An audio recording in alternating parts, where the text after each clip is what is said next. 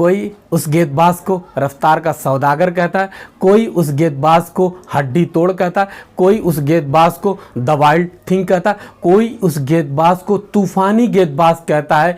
यानी एक ऐसे गेंदबाज के बारे में मैं बात कर रहा हूँ जिसको कई नामों से लोग पुकारते, कई नामों से जानते हैं। 24 साल का वो गेंदबाज इंदौर टेस्ट मैच में डेब्यू कर सकता है, यानी पहला टेस्ट मैच वो वहाँ खेल सकता है और उसके अपोजिट जो खिलाड़ी, जो उसके विरोधी खिलाड़ी हैं, उससे पूरी तरह से अभी अनजान है, क्योंकि उसका सामना उनसे नहीं हुआ। और जिस तरह से उसकी रफ्तार की गेंदें, जिस तरह से खतरनाक अंदाज में वो लगातार गेंदबाजी करता है, 150 155 के आसपास उसकी गेंदें होती हैं, किसी भी बल्लेबाज को छका सकती हैं, उसको डरा सकती हैं, उसको पीछे हटने पर मजबूर करती हैं। जी हाँ, मैं बात कर रहा हूँ लॉन्स मॉरिस की, ऑस्ट्रेलिया के उस गेंदबाज की बात कर रहा हूँ जो ऑस्ट्रेलिया टीम इस वक्त भारत बनाम ऑस्ट्रेलिया बॉर्डर गावस्कर ट्रॉफी में 2-0 से पिछड़ी हुई, नागपुर में हारी है, उसके बाद दिल्ली में हारी है। अब अगला मुकाबला इंदौर में होगा। वो टीम जब से भारत पहुंची, अपने खिलाड़ियों को फिटनेस को लेकर, अपने खिलाड़ियों को जो उनके स्वास्थ्य को लेकर लगातार जूझ रही है। कोई खिलाड़ी उंगली की चोट की वजह से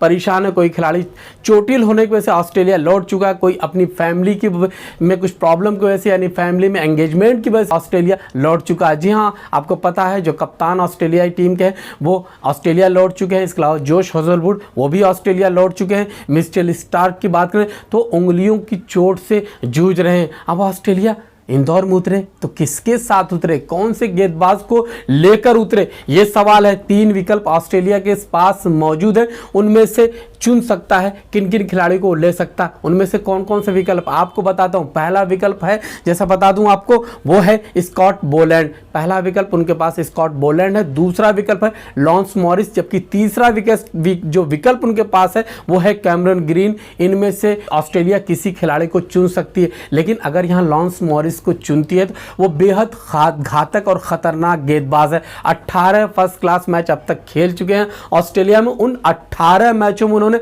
59 विकेट लिए हैं, जिनमें से 5 मरतबा उन्होंने 4 विकेट हासिल किए किसी एक मैच में। इसके अलावा बात करें तो 2 बार ऐसा हुआ जब किसी मुकाबले में उन्होंने 5 विकेट हासिल किए हैं। वो एक ऐसा खतरनाक गेंदबाज, इसके बारे में कहा था जब वो गेंदें फेंकता है तो हेलमेट टूटना आम बात है। उसकी गेंदें, उसका एक्शन, सबसे बड़ी बात कहते हैं कि उसका एक्शन बेहद खतरनाक, उसकी शैली बेहद खतरनाक। जब गेंदबाजी करता है बिल्कुल लगता है ऐसे जैसे हमलावर के अंदाज में गेंदबाजी करने आता है। अच्छे अच्छे बल्लेबाज कांपने लगते हैं।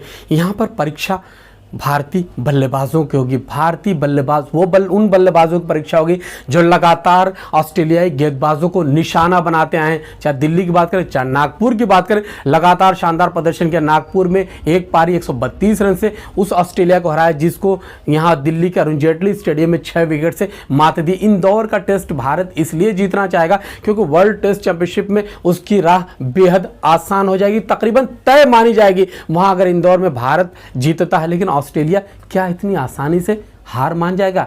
क्या स्टीव स्मिथ जो नियमित कप्तान उनकी गैर मौजूदगी में जब कप्तानी कर रहे हैं, क्या इतनी जल्दी हार मान जाएंगे?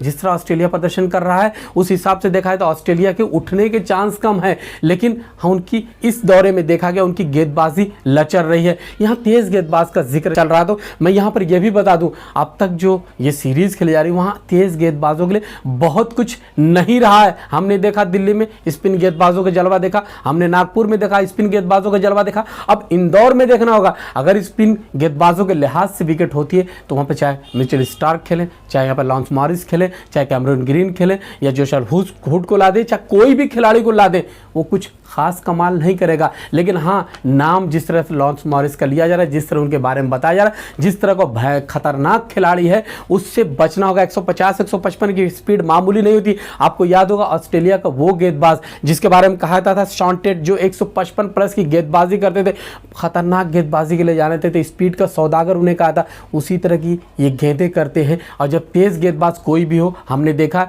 रन पड़ते हैं तो खूब रन पड़ते हैं, लेकिन जब उसकी सटीक गेंदें होती है, यार्कर होती है, तो कोई भी बल्लेबाज उस पर आउट हो सकता है, कोई भी बल्लेबाज उसके पसीने छूट सकते हैं, वो परेशान हो सकता है। लेकिन यहाँ पर याद रखना होगा भारतीय बल्लेबाज पूरी तरह से फॉर्म में है। चाहे हम बात करें, चाहे रोहित शर्मा जिस तरह खेल रहे हैं, चाहे उसके बाद बात करें विराट कोहली की बात करें, चेतेश्वर पुजारा की बात करें। हालांकि चेतेश्वर पुजारा दिल्ली में कुछ खास इधर नहीं कर पाए, लेकिन वे ऑस्ट्रेलिया के खिलाफ जिस तरह वो बल्लेबाजी माजी में करते रहे, ऑस्ट्रेलिया उनसे डर रहा है जिस तरह वो बल्लेबाजी कर रहे हैं। यहाँ तक कि अश्विन, अक्षर पटेल तक भारत की बल्लेबाजी में जो गहराई है वो ऑस्ट्रेलिया को परेशान कर रही है। अब देखना होगा किस तरह का प्रदर्शन वहाँ पर भारतीय टीम करती, किस तरह की रणनीति बनाकर ऑस्ट्रेलिया उतरती, तो ये आने वाला वक्त बताएगा। लेकिन फिलहाल यही कहेंगे, कमिंस के न रहने से ऑस्ट्रेलिया को फर्क जरूर पड़ेगा, क्योंकि कमिंस के न रहने से कप्तानी यहाँ पर स्टीव स्मिथ करेंगे, वो नहीं रहेंगे। उसके बाद जोश हेजलवुड के बारे में कहा जा रहा है वो भी वापस जा चुके हैं। इसके अलावा बात करें जो मिचेल स्टार्क की बात कर रही है, उनकी उंगलियों की चोट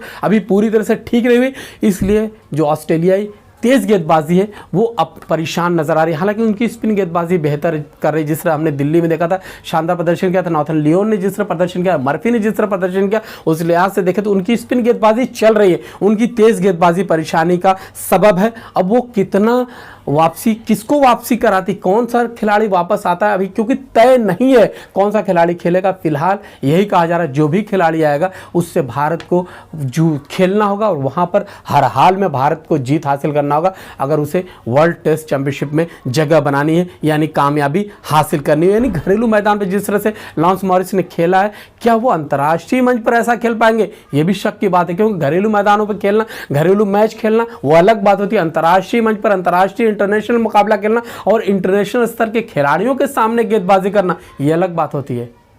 आसान नहीं है, लॉन्स मॉरिस के लिए रहा आसान नहीं है। सामने विराट कोहली होंगे, रोहित शर्मा होंगे, साथ साथ बात करें तो केएल राहुल भी हो सकते हैं, दर्शक पुजारा उनके सामने होंगे। आसान रहा लॉन्स मॉरिस के लिए वो नहीं है। दोस्तों, हमारी बातचीत, हमारी रिपोर्ट पसंद आ रही तो हमारे चैनल को लाइक और सब्सक्राइब जरूर कीजिए। बहुत बहुत शुक्रिया, धन्यवाद।